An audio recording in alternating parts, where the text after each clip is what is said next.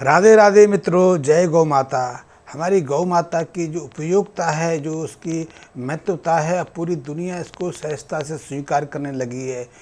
गाय के दूध की महत्वता तो पूरी दुनिया स्वीकार करने लगी है। इसीलिए हमारी जो देसी गाय है उसके दूध को ईटू का नाम दिया गया है। यद्यपि ये नाम एक भ्रमित करने वाला है, लेकिन इससे एक बात तो स्पष्ट हो जाती है कि हमारी गौ माता के दूध में कुछ विशिष्टता है, कुछ ऐसी स्पेशलिटी है जिसके कारण उसे एक विशिष्ट नाम दिया गया है।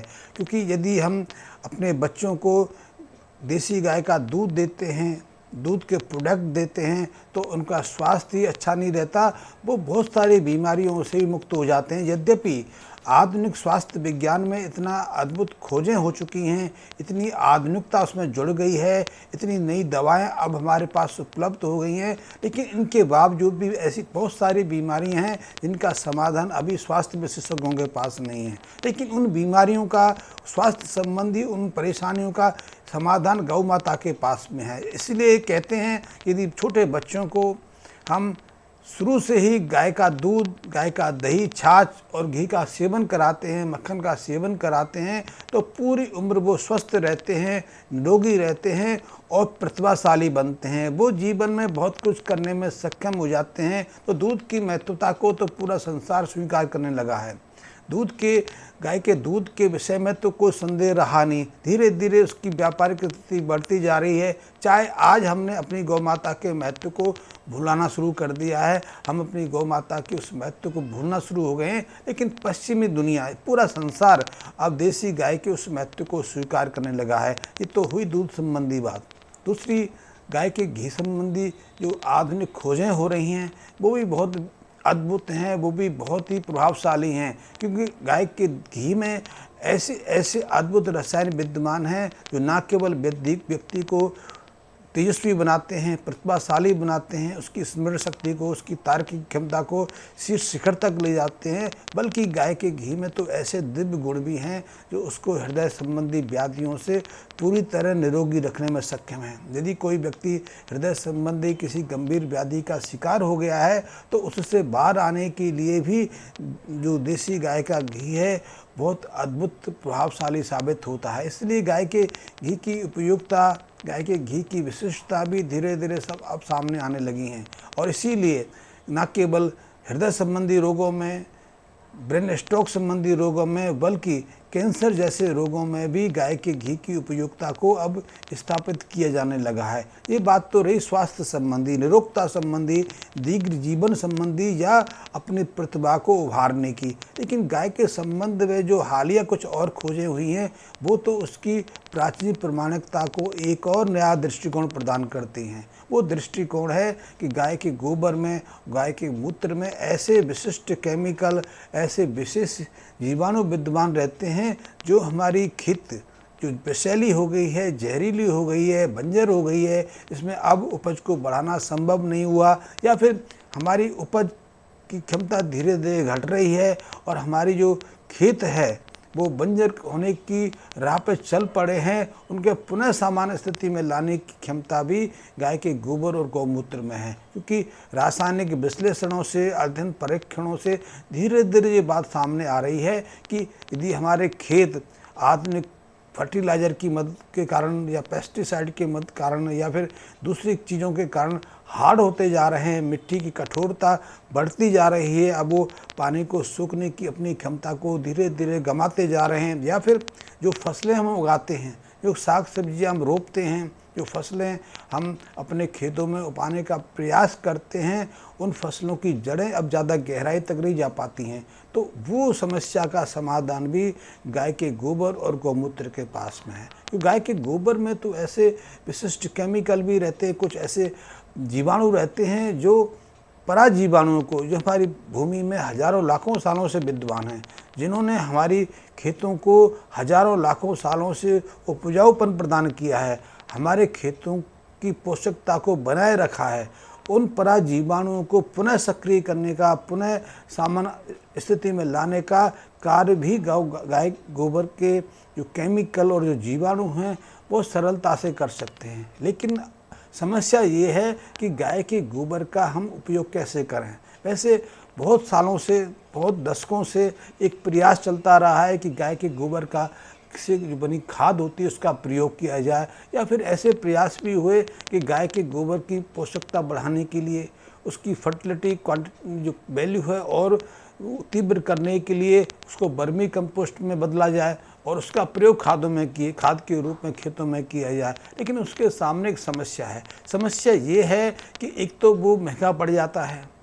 जो कार्य, मैं भारत की बात करूं, पूरी दुनिया की मैं बात नहीं करूं, कि भारत में यूरिया की जो एक बोरी 270-280 रुपये मिल जाती है। जो यूरिया की बोरी की जो क्वांटिटी आजकल हमने नैनो यूरिया में बदल दी है, तो एक बोतल में आ जाती है। एक बोतल से हम 1 एकड़ खेत को सहजता से उपचारित कर लेते हैं। हम खाद संबंधी ज़रूरत को या तो एक बोरे से कर सकते हैं या फिर एक बोतल से करते हैं, और एक बोरी खाद या एक बोतल यूरिया हमें भारत में 270-280 रुपये में सहजता से मिल जाता है, क्योंकि भारत सरकार इस पर इतनी सब्सिडी दे देती है। यही एक बोतल यूरिया या एक बोरी यूरिया खाद अमेरिका में लेने के लिए आप प्रयास करेंगे तो 3,500 या 4,000 रुपये खर्च करने पड़ते हैं। भारत में यद्यपि 270-280 रुपये में ही मिल जाती है, लेकिन इसकी तुलना में यदि आप ऑर्गेनिक खेती की तरफ बढ़ते हैं और ऑर्गेनिक खेती के लिए गोबर की खाद आप प्रयोग करना चाहते हैं, वर्मी कंपोस्ट प्रयोग करना चाहते हैं, तो आप अपने खेत में खाद देने के लिए कम से कम आपको 5 से 7,000 रुपये खर्च करना पड़ेगा। तो 5 और 7,000 रुपये एक तरफ, दूसरी तरफ 270 रुपये, 280 रुपये, तो क्यों हमारे लिए ये सहज है कि हम केमिकल फर्टिलाइज़र का प्रयोग करें। वैसे भी हम पिछले 30-40 सालों से, 50 सालों से जिस गति से इन केमिकल फर्टिलाइज़र का प्रयोग कर रहे हैं, उससे हमारी जो खेत की ज़मीन है, खेत की जो मृदा है, वो हैबिचुअल हो गई है, एडिक्ट हो गई है।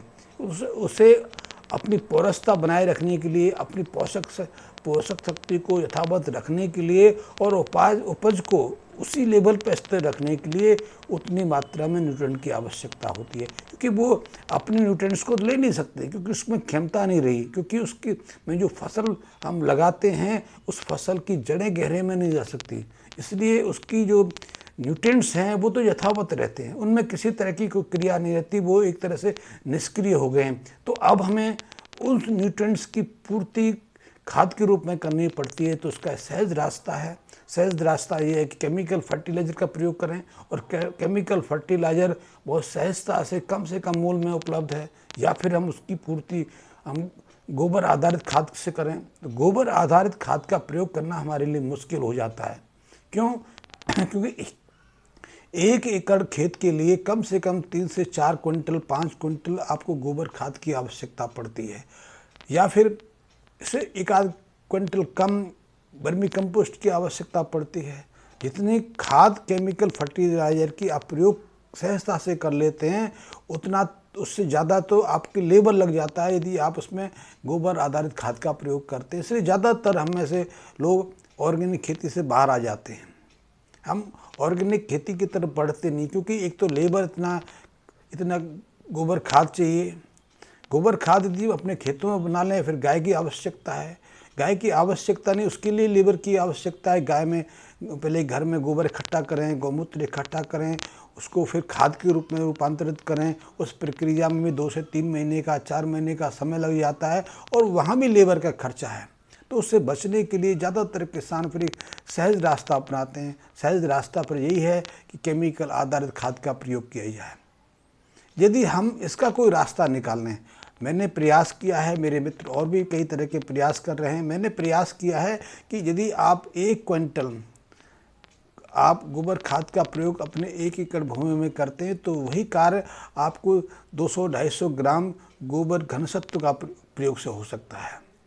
आप यदि अपने खेतों में अपने अन्न, चाहे आप गेहूँ उगाते हैं, चावल उगाते हैं, दाल उगाते हैं, या साग सब्जियाँ उगाने का प्रयास करते हैं, और उसको उर्वरक देने के लिए, गोबर की खाद प्रयोग करने के लिए कम से कम आपसे 3 से 5 क्विंटल गोबर खाद की ज़रूरत पड़ती है, चाहे वो कंपोस्ट रूप में हो।